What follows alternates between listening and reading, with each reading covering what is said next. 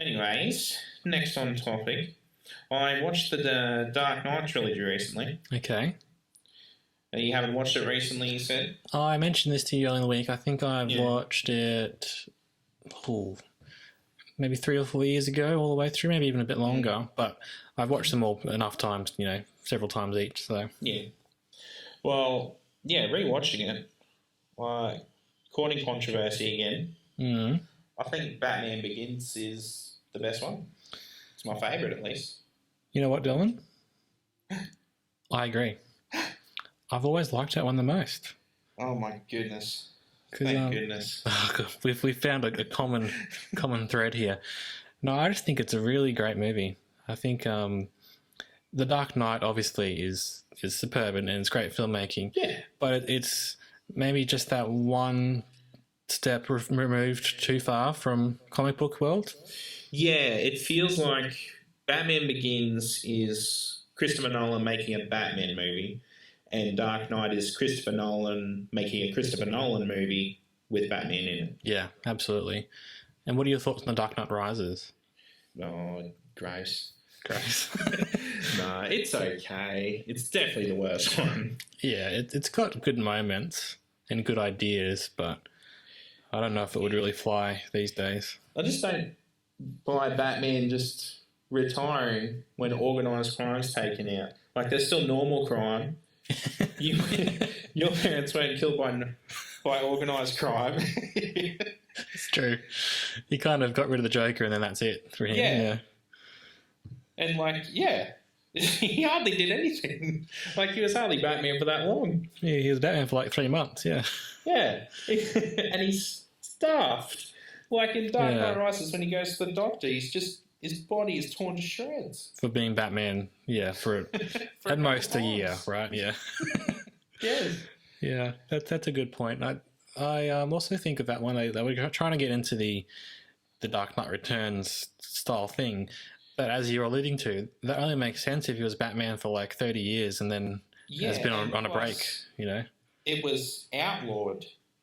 Yes, He would have risked Superman coming after him. Yeah, that's right. Yeah, so it doesn't quite... They try to force that sort of thread into that universe and it didn't quite come off for me, I don't think. Yeah. And some of that stuff in the movie, it's like, it leads up to this big thing and then Batman is just in a hole for months and months. Yeah, I didn't mind that. I don't know. It was alright. But, Bane, oh my gosh.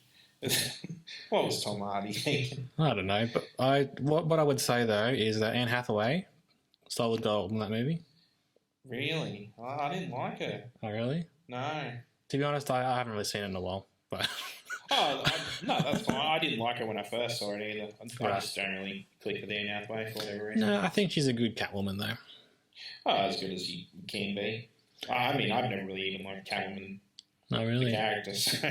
Maybe my idea is she's so good in that movie compared to the rest of the movie. Yeah, well, fair point. Yeah. You're not a Catwoman fan. Why is that?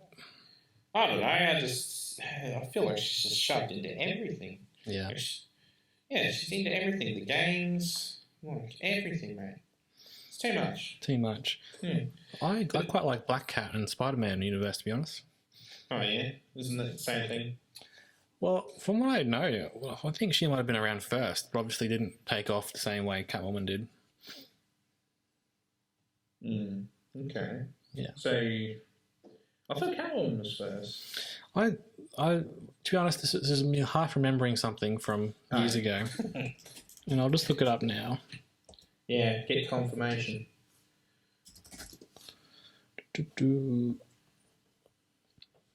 All right, Black Cat... It was in 1979, apparently. Where was Catwoman? Well, she was on the 60s TV show. So. Yeah, well, no, I feel bad if I have just taken you down the garden path. Oh, it's all good. This is the journey. There's bumps in the road. There are bumps in the road. I thought I was being so clever.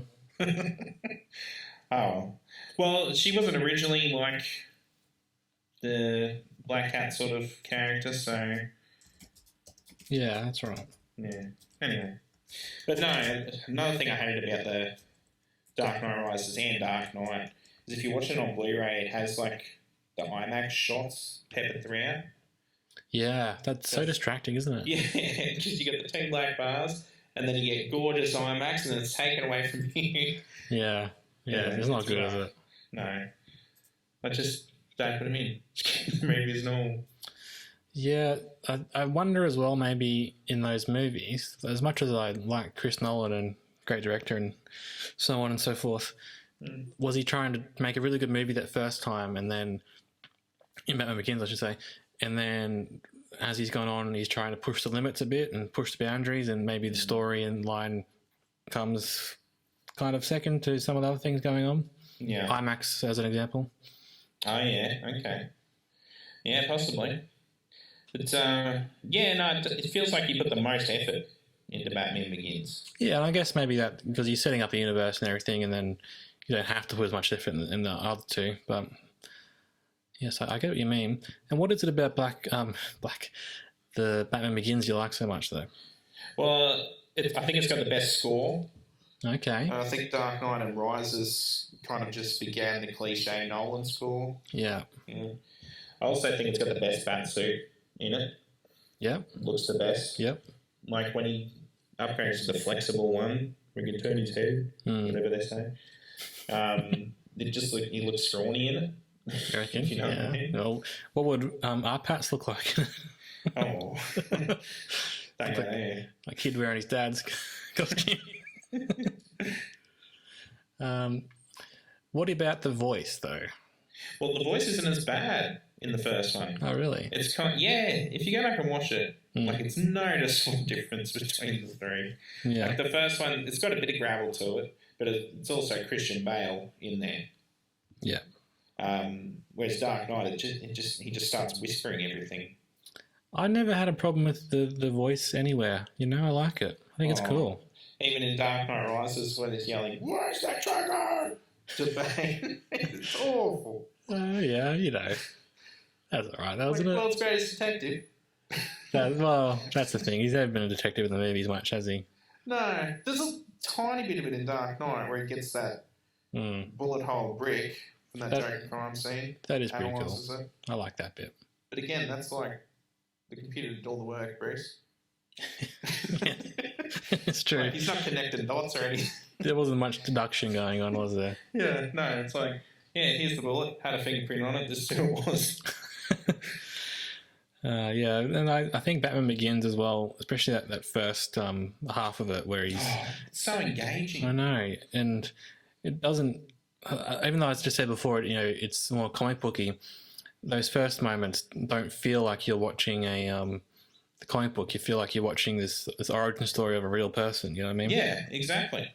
And then also the design of Gotham is so good as well. It feels like Chicago.